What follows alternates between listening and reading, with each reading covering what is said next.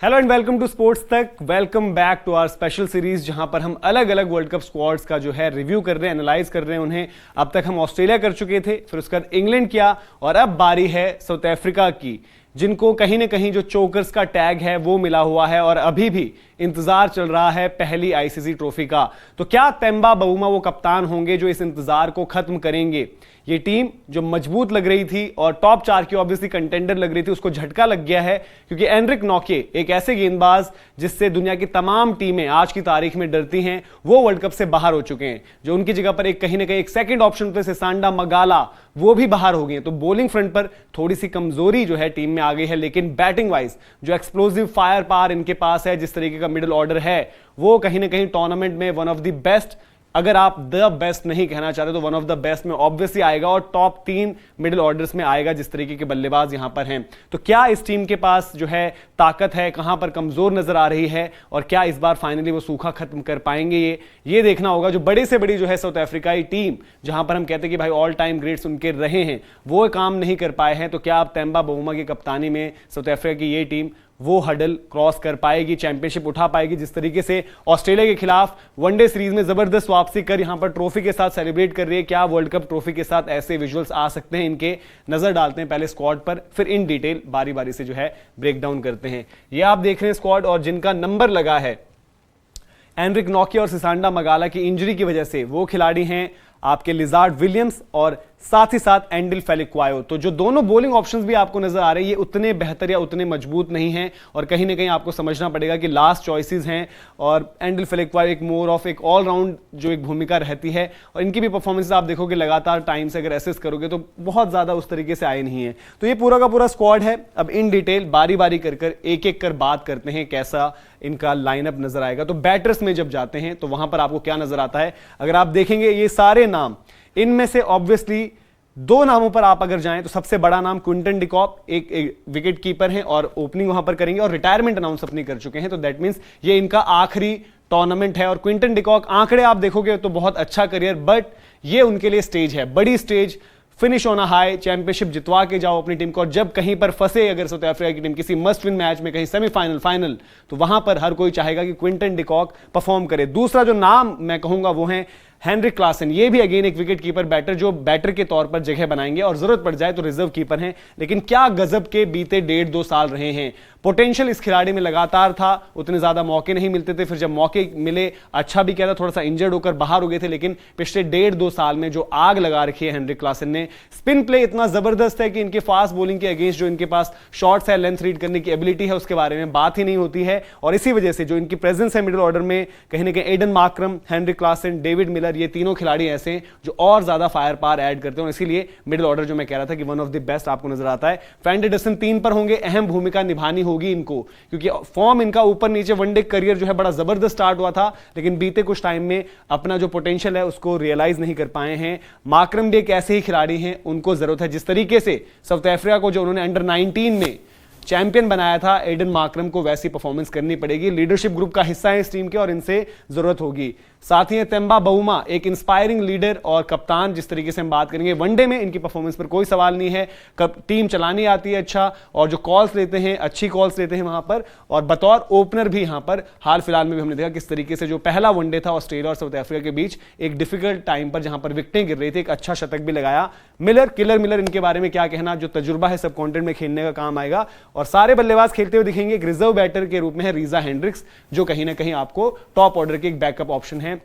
Markram को जो है ऑलराउंडर्स में भी डाल सकते हैं क्योंकि अब उन्होंने गेंदबाजी करना शुरू किया, जब पिछले आप देखोगे 1.5-2 साल से गेंद भी कर रहे हैं और डिफिकल्ट टाइम में आकर गेंद करते हैं, यानी कि बचने वाली गेंदबाजी। कभी होता है T20 में अपफ्रंट नया बॉल लेकर भी करा देते हैं, पार्टनरशिप्स लग रही है T20 फॉर्मेट में भी करा देते हैं, तो वनडेज में आपको इस्तेमाल ज्यादा इनका होते हुए नजर आएगा। और कहीं ना कहीं बवुमा के लिए एक राहत जो है वो मार्क्रम दे सकते हैं। जैसे हमने बोला बॉलिंग ग्रुप पर जब आगे आएंगे वहां पर थोड़ी सी दिक्कतें हैं क्योंकि गेंदबाज आपके पास कुछ गेंदबाज ऐसे हैं जैसे Rabada world class, but performances बड़ी अप एंड डाउन रही है, हॉट एंड कोल्ड परफॉर्मेंसेस रही हैं। तबरेज शम्सी अपने दिन पर वो अपनी टीम को मैच जिता भी सकते हैं, तो वही किसी दिन एक ऐसा ऑर्डिनरी डे आता है जहां पर आप मैच फंसा जाते हो, तो वो देखना पड़ेगा। इसलिए मार्करम की भूमिका अहम हो जाएगी कि आकर जब चिप इन करना पड़ेगा। बाकी ऑलराउंड ऑप्शंस में Marco Jansen sure shot starter हैं। नंबर 7 पर जो बल्लेबाजी से भरोसा दिया है वो काफी अच्छा है, और गेंदबाजी में लेफ्ट आर्म सीमर अच्छे, टॉल, और जहां पर हल्का फुल्का भी जो मदद इनको मिलेगी या फिर अंडर द लाइट्स बड़े थ्रेटनिंग वहां पर साबित होंगे। फेलिक वायो एक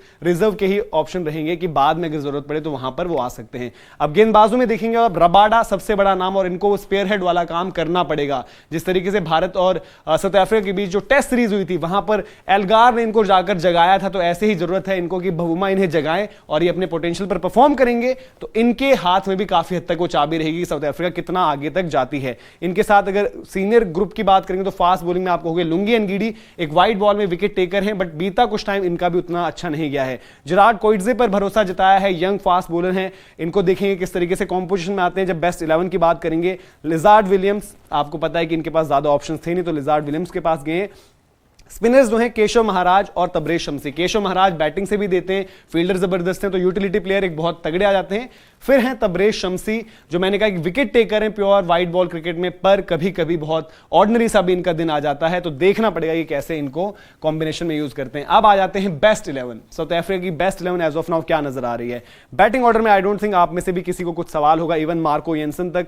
बउमा, डिकॉक, फैंडरसन, मार्करम, क्लासन, मिलर और मार्को येंसन। और आप देखेंगे यहां पर जो पर्टिकुलरली मार्करम, क्लासन, मिलर तीनों जो हैं एक्सप्लोसिव खिलाड़ी, और जो भी सेट रहा और towards the end innings approach कर रहा, तो आपको कुछ उस तरीके का नजर आ सकता है जो क्लासन और डेविड मिलर ने अगेंस्ट ऑस्ट्रेलिया कर दिखाया था, जो वनडे में टी10 वाली बल्लेबाजी कर दी थी। फिर इनका होता है केशव महाराज, आई थिंक जो है ज्यादा आप कंट्रोल के लिहाज से आप बात कर सकते हो, और अच्छी गेंदबाजी भी करते हैं, बल्लेबाजी भी, और फील्डिंग में भी आते हैं। वहां पर रबाडा अगेन जैसे मैंने कि बहुत इंपॉर्टेंट इनकी प्रेजेंस होगी। I think to start with ये लुंगी एनगीडी के साथ जाएंगे, एक्सपीरियंस के साथ जाएंगे, और एनगीडी को भी स्टेप अप करना पड़ेगा। फिर तबरेज शम्सी का नाम यहां पर है, तो ऑब्वियसली जहां पर आपको कंडीशंस के हिसाब से 2 स्पिनर खिलाने, तो केशव महाराज और तबरेज शम्सी वहां पर दोनों दिखेंगे। बट जहां पर आपको फास्ट बॉलिंग ऑप्शंस एक्सप्लोर करने पड़ेंगे, तो प्योरली आप बॉलिंग पोटेंशियल पर जाओगे तो कोइट्जे आपके पास बेहतर विकल्प हैं। बट देन अगर बल्लेबाजी आपकी थोड़ी सी इफी हुई, मार्को येंसन और केशव महाराज जो उस पोजीशन पर खेल रहे हैं वहां पर फंसे, तो आप हो सकता है फेलिक वायो को अंदर डाल दो। हालांकि फिर उन पर आपको पता है कि रिलायंट आप समझ नहीं आता कि आप बैट से ज्यादा करें या बॉल से ज्यादा करें। बीच बीच में कुछ परफॉर्मेंसेस फेलिक वायो की ऐसी आई हैं जब वो गेंद से मैच विनर बन जाते हैं, कभी बल्ले से बड़ी इंपॉर्टेंट पार्टनरशिप खेलते हैं, लेकिन वो पूरा जो भरोसा जीतना होता है वो अभी तक फेलिक वायो नहीं कर पाए हैं। और इसका आप ऐसे भी समझ सकते हो कि Marco Jansen no doubt skill भी उनके पास उनसे बेहतर है, लेकिन पैकिंग ऑर्डर में अब उनसे ऊपर हैं। तो स्पिन और पेस के कॉम्बिनेशन, बट इनकी चॉइस रहेगी कि अगर पेसर खिलाना पड़ेगा तो केशव महाराज शम्सी जो बेहतर बॉल कर रहा होगा उसकी जगह पर एक पेसर ऐड कर देंगे। हालांकि आप ये ना भूलें, आई थिंक जो मुझे याद आ रहा है शम्सी को टी20 वर्ल्ड कप में, क्योंकि जैसे मैंने कहा कभी ऑर्डिनरी सा दिन, कभी बहुत अच्छा दिन मैच जिता दो, तो परफॉर्मेंस नहीं आई थी, तो उसके बाद उन्होंने ट्वीट भी किया था,